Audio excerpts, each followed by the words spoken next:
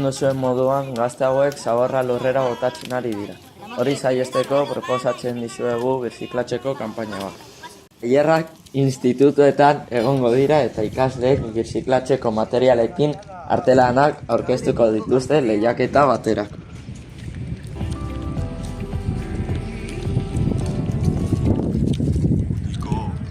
Sartu zaborra, garbitzaileak etorriko dira hartzera. Maitia, jaso behar duzu. Jasotzen baduzu zeruaren pasarak ireki. Ez jaso. Jaso. Ez jaso.